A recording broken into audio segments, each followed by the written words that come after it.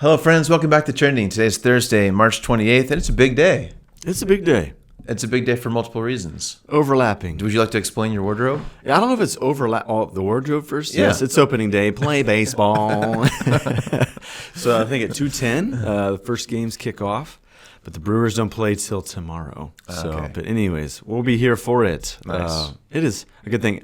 Like, this is what I do. I don't know what you do like on days like this, but I went on to Spotify. Mm-hmm. And I found like best baseball songs playlist. Okay. So the whole way here, which is a longer drive for me than you. Yes. I was listening to like Sweet Caroline and Take Me Out to the Ballpark, Center Field by John Fogerty. Mm-hmm. Oh, good stuff. Gets you in the mood, you know? Nice. Yeah. I just can't really. I'm just not a baseball. I just don't really. You're not going to fake it till you make it? Not on this one? Not until they do. They take my recommendation and do a mid-season tournament like I recommended for my prediction. Or That's right. They need to make. I think you're onto something there. They need to spice it up. They do, yeah. My attention span can't hang with baseball. Yes, but they are changing rules. They're trying to. I think they're trying to get more runs because they want more spectators. People want to see more offense, and so they did make some rules changes again this year. Yes. So we'll see how that all goes. But well, good luck to your Brewers tomorrow and all season long. That's right. Hey, thanks. Yes. But I did predict the Orioles to win. Yeah. The World Series. That's a long shot. Dark horse. Okay. We'll see.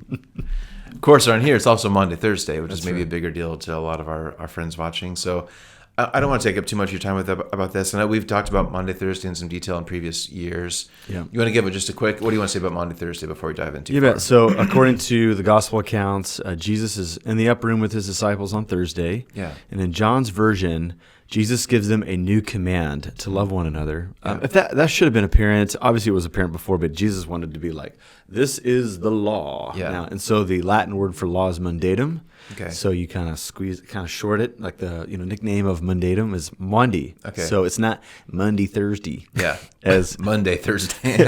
as like some folks might say. Yeah. But it's just the command that we would love one another. And Jesus said, this is how people will know that you are my disciples, not by bumper stickers or your radio station or how you vote. Yeah. But if you love one another. So Hear. That's right. May So that be some churches will have a Maundy Thursday service, and it's usually centered on communion. Yeah. But Ridgepoint, we will not. A lot of Protestant traditions don't do Maundy Thursday. Yeah. Because they don't want to dabble in all that Latin stuff. It sounds real Catholic. Right. Even though we're growing more and more comfortable with our Catholic brothers and sisters and their tradition, their papist traditions. Yeah. A lot of Protestant churches, evangelical churches in particular, they'll do a Good Friday service. Yeah. Like we do. Mm-hmm. We're doing 2 of them this year, right? But not a Maundy Thursday service. But this is the first day of a short season in the church called the Triduum. Okay. So you've got Maundy Thursday, Yep. Good Friday, and then Holy Saturday. Yep. Because in the Jewish framework, the new day actually starts at 6 p.m. Right. Like the night before. Yep. And so we did this cool thing in Memphis at our church there. Our youth pastor had this great vision for a Holy Saturday service. So the service would start like 5:30. Okay. And then, like as we got to 6 o'clock, like the lights would dim at 6, and then they would begin to gradually get brighter to signify, like, no, this is the beginning of our celebration of Easter. It was a powerful service. That's cool. And he put a lot of work into it, and it was the first time I ever experienced a Holy Saturday service, and it was wonderful. That's cool. Anyways, if anybody has a chance to do that along the way, fill up your punch card of Christian expression and do a Holy Saturday service. We don't technically have a Holy Saturday service. We have an Easter service on There you go. Saturday. So maybe that'll count for those. Close enough. Good enough to get by. Close enough. Close enough. All right. Well, Joe, we usually take a kind of a trending topic in either news or pop culture and put a faith spin on it.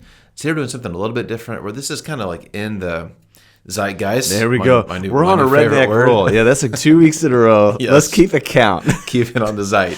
Speaking of baseball and run and scoreboards, Yes. like right now it's 2-0. There you go. I like it. It's a solid double word. So it's kind of out there in culture, but it's not necessarily trending this morning. But I heard a really interesting conversation on a podcast that I just wanted to kind of toss to you and get your thoughts on. Sure. A few years ago now, our friend of the show, Kanye West, or I guess his name is Ye now. Okay. Kanye West. Yes. He kind of made a splash when he seemed to make a conversion to Christianity, released a couple gospel albums. He hosted these church services, and it was kind of a big deal. Kanye West is a Christian, and he was very public about his faith, and it was kind of a big thing for a while. He's been kind of quiet about it recently, and until recently. He had a new album release, I don't know, last week or something like that. That's clearly not Christian, pretty explicit, and kind of explores all kinds of things that would not be on his gospel album. So he was on an interview, I think last week, with kind of a big DJ, and he just asked him, like, where are you at with your faith now? Like, you've kind of been all over the place. We haven't heard you talk about it recently. Where are you at with Jesus?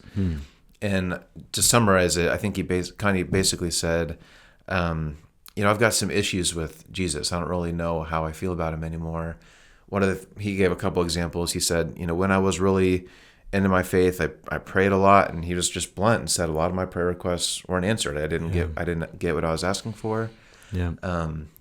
He also said that he didn't understand the term, the fear of God, and if God is loving, why are we supposed to be afraid of him? So these are kind of common things that we've heard from other people, right? But one of the podcasts I was listening to said, this is kind of on us as a church, as Christian leaders. Like, no one really took Kanye and mentored him, showed him what some of these kind of difficult things actually mean. Maybe he didn't really have a very healthy understanding of prayer. And so it seems like Kanye kind of grabbed a couple kind of popular ideas of Christianity, ran with them, but didn't really have a holistic understanding of what faith looks like. And so now when things didn't work out how he wanted to, he's kind of turned his back and he's going somewhere different. Really quick other side story. Well, I'll try to wrap all this together, then I'll get your thoughts here. Okay. So the same podcast, they were talking about how, unfortunately, the past, decade, I don't know, there's been a lot of pretty high-profile Christians who have had these pretty tragic falls. I could list a bunch of people. We don't necessarily need to throw people under the bus, maybe, but a lot of very high-profile pastors and churches and musicians, and a lot of people very high-profile have kind of had these horrible slides, and it's kind of tragic for all of us, right? So this idea of like the Christian celebrity, is it good or bad for us to have a Christian celebrity? So Kanye, we're kind of quick to embrace Kanye, then he falls, and then what do we do now? And all these pastors and musicians, what do we do? They were kind of we were kind of looking to them for guidance, and now that's probably not a good idea. And one kind of alternate thought that I hadn't really had before is I think we're quick to say it's probably a bad idea to have Christian celebrities, especially if they're not very mature believers. We don't want to be too quick to put them on a pedestal. But then the alternate perspective, which I hadn't thought about before, is I think now we are kind of hesitant to give too much platform, too much spotlight to people who claim to be Christians. But that weirdly kind of leaves a void of like evangelical Christianity in general. Right. Now that we're hesitant to follow anybody, there's not really a voice collectively leading us. There's not really a person to look to address issues or current event stuff or whatever. We're hesitant to listen to people because we don't want them to fall, but that kind of leaves us without leadership in a way. So it's not healthy for us to elevate Kanye or a certain pastor, but it does leave a void a little bit. Right. So again, this is our new thing. I throw like 8 ideas at you, then ask you to condense them. But there's a lot there. What do you think? Well, I'm always impressed how after I ramble for a while, you're like, well, let me do a follow up. Let's try to wrap this baby up. So like, I think you got the spiritual gift. You got the Shekinah for that. That's your word. Shekinah. That's actually a Hebrew word, but whatever. Well, okay. I mean that's your equivalent of zeitgeist. Okay. All right. We'll do scoreboards. All right. So I think first about like Kanye and like maybe his disappointment with Christianity. Yeah. And it's very endearing for this guy at Relevant to say, hey, that's kind of on us. I mean, I think that we can claim some of that, but maybe also Kanye resisted. Like maybe he just wanted to do this on his own. But we do have to address how it seems like the most recent iteration of evangelical American Christianity is kind of an individual private faith. We don't want to meddle in people's business. We want them to let them, kind of figure it out on their own. And we kind of say things like, well, just read the Bible, figure it out, do what it says. And so we shouldn't be surprised when Jesus says plainly, if you have faith when you ask for something, like you will have it. Like, and so for people not to say, okay, in the most plainest of terms, like I should be seeing answers to prayer and so on and so forth. And it seems disingenuous for us to come back and say, well, that's not really what it says. Well, you told me to like pick up the Bible, read it simply, and do what it says. And so I think this is why it just animates once again the need. Every believer needs a church. The ancients did say, you cannot call God your father. You don't call church your mother. Like that's, I think we feel that's restrictive. Like I think the American entrepreneurial model of Christianity says, no, like this is not a religion. This is a relationship. Well, actually, like Christians do religious things. So like go ahead and join a religious community and figure it out and learn from people who've been in the game a whole lot longer than us. Yeah. And we'll learn these subtleties along the way. And so I just say that like, we need to invite people to read in community and not read in isolation, right? Okay, now about Christian celebrity. I listened to a great podcast years ago. It was the Liturgist podcast when Rachel Held Evans was still alive. So Rachel Held Evans is a well-known younger Christian, great thinker. And she had this interesting little middle space between right and left on the spectrum where she could kind of critique her religious right background. I mean, she grew up in where the Scopes Monkey Trial, Tennessee, and so she knew religious fundamentalism. And she pushed back against that, but she also gave warning to, pushing back too far. She passed away quite young, and we grieved that. But she did talk about how it was interesting how when she started getting more well-known, like both the embracing of her teaching, like to be given her a platform was strong, but also like anything she said was challenged. Like, like people were making hay on Twitter just to take her latest tweet and blog post and like, tear it to shreds, the Theo bros of the Twitterverse or whatever. And so they talked about Christian celebrity, and Science Mike, who's quite bright, he says, there's just something about the structure of our brains that wants to idolize something. Like we want to admire something. And that just seems to be in the kit of being human, is that we do want to lift something quite high. And so I do think that this issue of Christian celebrity is not going away. But it brings up the issue, then what do we do when someone larger than life embraces the faith? I don't know if we have like a sacred model that we can go to and learn from. So I don't know if there were like actually Christian celebrities in the New Testament. I think the closest one just off, at the top of my head may have been Lydia in Philippi. I mean, she was a dealer of purple cloth. That means she's probably like a 1%er. And what did she do? She actually created a neat little community. She actually leveraged her support and leveraged her popularity just to build house churches and stuff like that. And Paul's continuing to write to them, on the dispatches of the New Testament letter, industry, and he's able to continue to strengthen the faith there. But I do think that there is a craving to have Christian celebrities these days because Jesus is truly on the open market of options for religion in America. It used to not be that way. Like Christianity was kind of the dominant faith. But now there are so many options. And I think some Christians say if we could just get somebody with great notoriety and with great cultural clout, that maybe people would be more open to our faith without them, right? And the unfortunate thing is that we see them fall so dramatically from grace, and we don't know how to handle it. You bring up the topic of who's like the towering evangelical figure worth following today.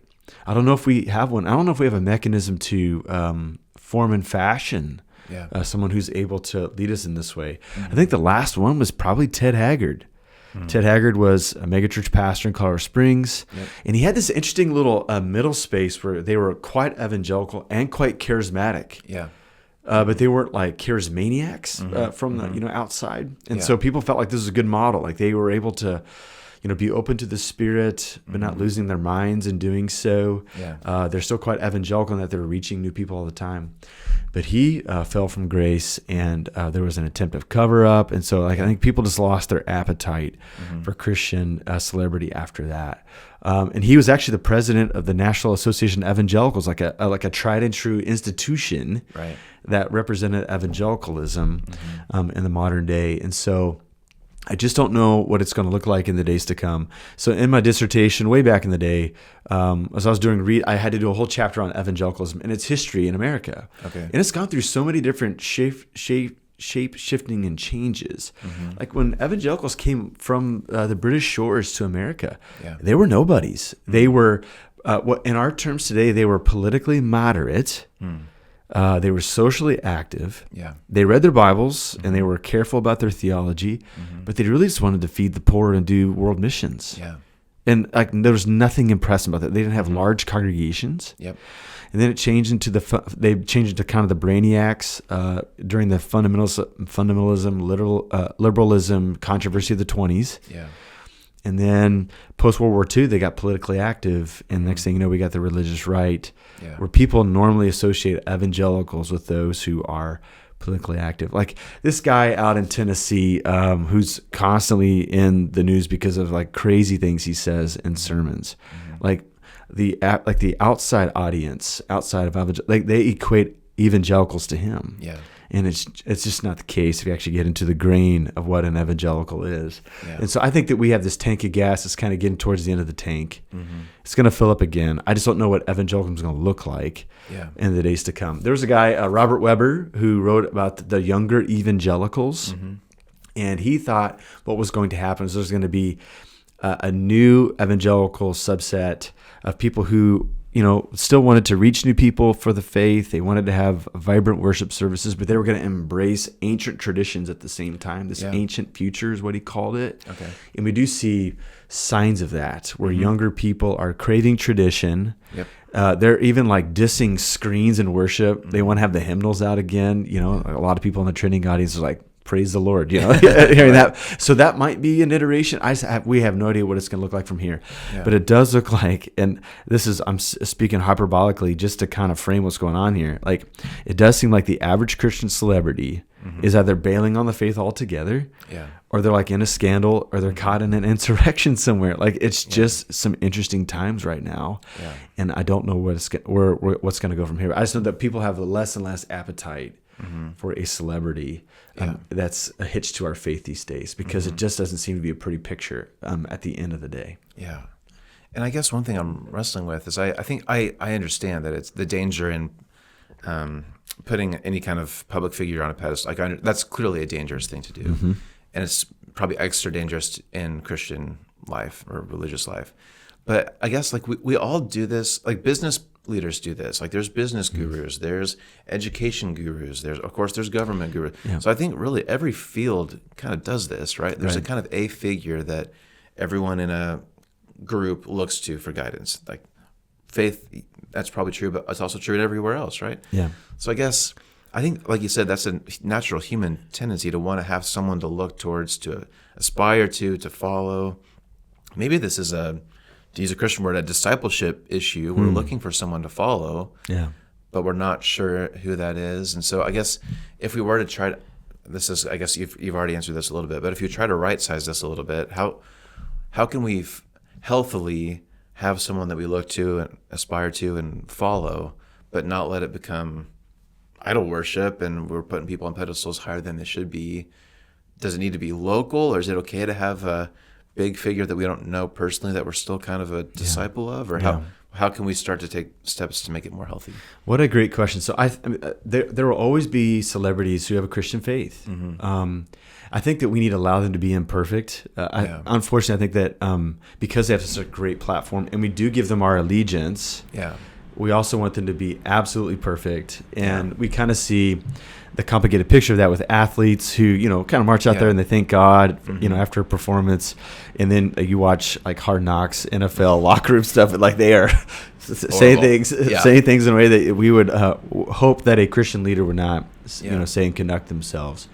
And so I say, like, sure, let's cheer them on, but let's allow them to be imperfect. And I think also we need to not make them believe for us. What I mean by this is that we tend to haul these people in so that we can watch them and then like bring our friends around, like, see, like Tim Tebow, like he's a Christian, he's speaking, let's go see how he does the faith, right?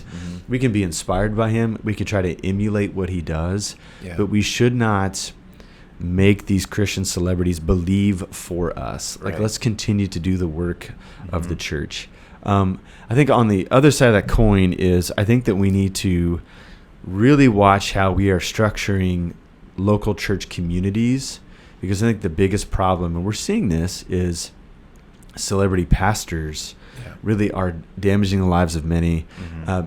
some folks in our audience will probably have listened to the Rise and Fall of Mars Hill, where they try to address this. Yeah. And the irony of that is that by the end of the podcast, like these podcast hosts who are employed by Christianity Today, like they had to actually name their own names because the CEO of Christianity Today was caught in a scandal, and so they had to actually own it and say, we've had to learn a lot through this process as well. There's a great book out there that talks about the Reorganized Religion by Bob Smetana. He's a journalist. He's not a pastor, but he's got a Christian faith. And he says the reason why church attendance is dipping is because just a general lack of trust in institutions in American culture. So that's law institution, education institution, religious institutions. Keep on adding it. So there's nothing. It's not because it's based like church attendance is not waning because of theology. That was one of the tired lines of, well, if the more conservative your theology, the more stronger your church. It's just not the case. Like it's across the board. It's just a general lack of institution. But I think the tide will turn. I think people will trust in institutions again. So I think in the meantime, churches need to clean up our institutional values and mores and our actions, our habits, so that when the tide does turn, like we actually have healthier institutions.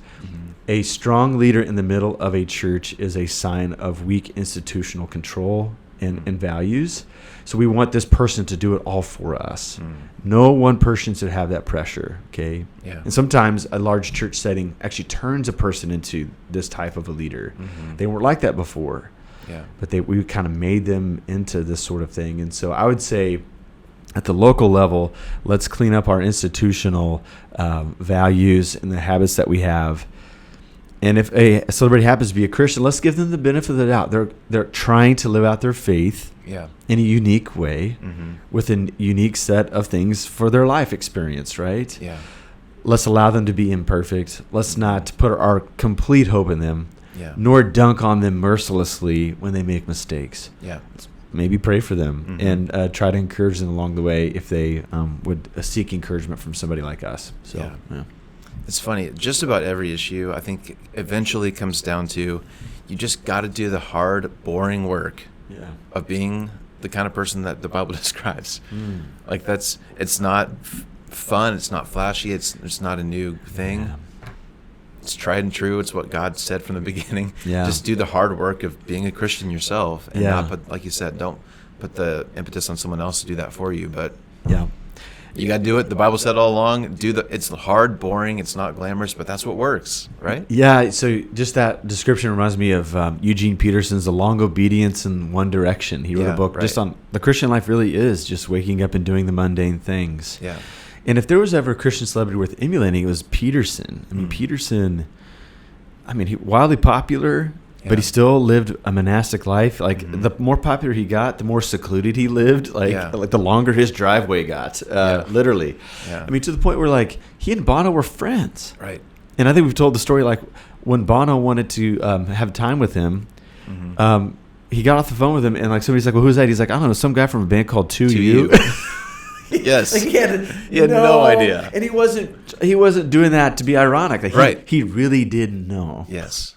And there's just something endearing about someone saying, I'm going to live my faith.